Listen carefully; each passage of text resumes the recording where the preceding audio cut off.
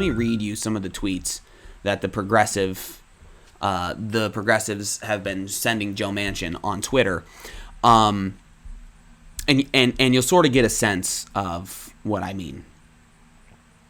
So, our first tweet comes from Pramila Jayapal, who is, I want to say she's the leader of the Congressional Progressive Caucus. Yep, she is. The leader of the Progressive Caucus tweets out to Joe Manchin, pause on finally delivering childcare, paid leave, education, healthcare, affordable housing, climate action, dental, and vision to millions of families across America? Absolutely not.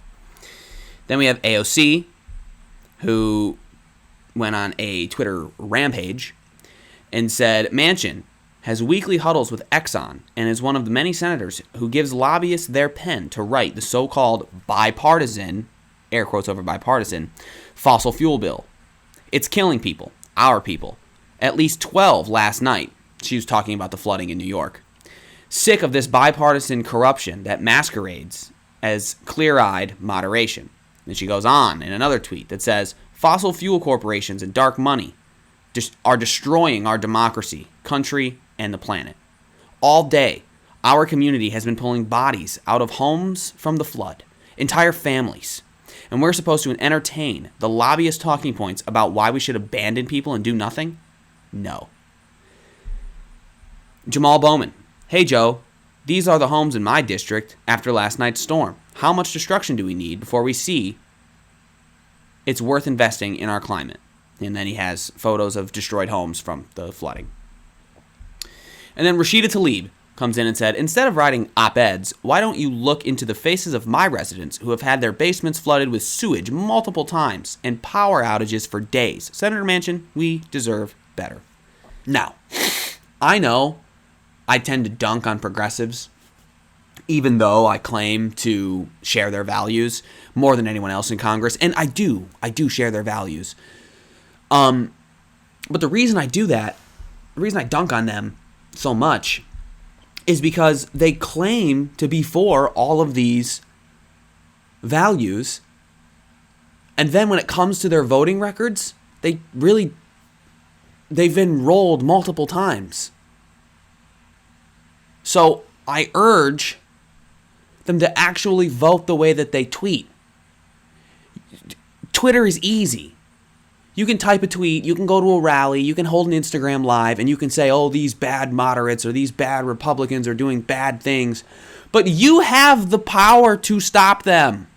Congress is so split down the middle. All it's going to take is 5 people to vote in the same direction, and you'll kill the bill. That's called leverage. That's called negotiation tactics. That's what you have to do. You have to play hardball when it's this split 50-50. And the bill we're talking about will be so consequential. This is what you need to do. And the reason why I'm skeptical is because Ilhan Omar is the progressive whip, which essentially means a whip, if you don't know, is the person in charge of a specific caucus in making sure that everyone's on the same page. Whether it be the progressive whip or the Democratic caucus whip or the Tea Party whip or the Republican whip or the Freedom Caucus whip. There's so many different caucuses and sects and little cliques in Congress. They each have their own person who's designated to getting everybody in that little club on the same page and making sure that they have all the votes necessary. So Ilhan Omar is the progressive whip. She went on Deconstructed, a podcast I mentioned earlier, which is produced by The Intercept. She went on there to talk about a load of different things. She had a conversation with Ryan Grimm.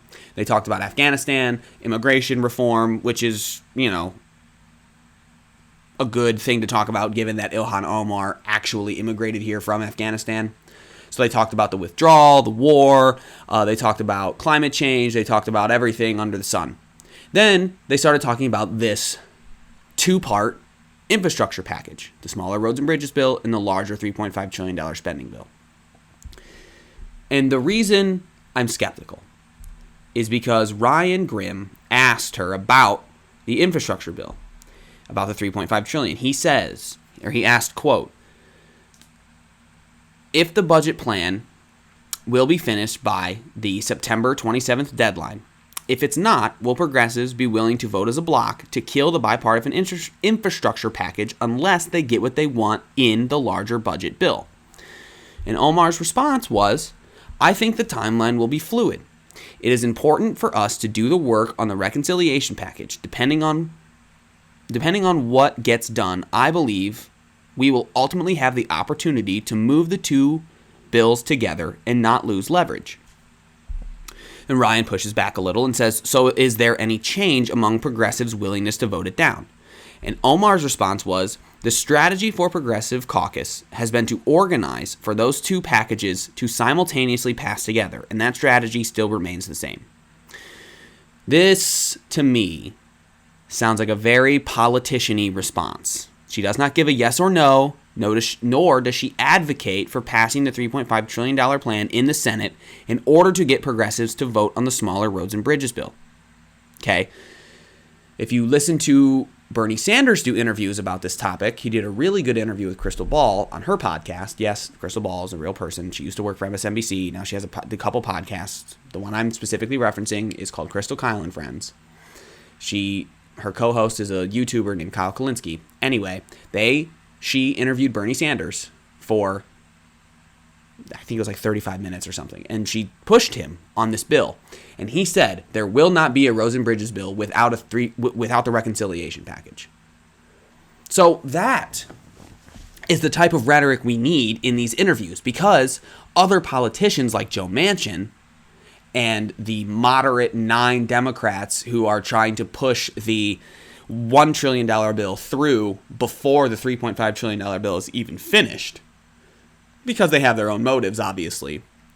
Those people listen to these interviews. They pay attention to what their other colleagues in Congress are saying. And if she's saying these kind of responses, it kind of sounds weak.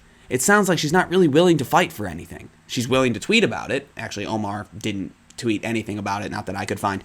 But the rest of the progressives are willing to tweet about it, but they're not willing to vote on it.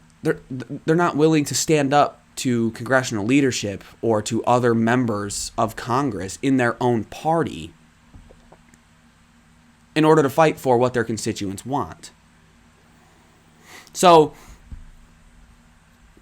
on September 27th, about 3 weeks or so, depending on when you're listening to this, that's what I wrote down, I got confused, we will see for sure how progressives play this. If Nancy Pelosi grants the moderates a vote on the smaller plan on September 27th, that's the deal for now.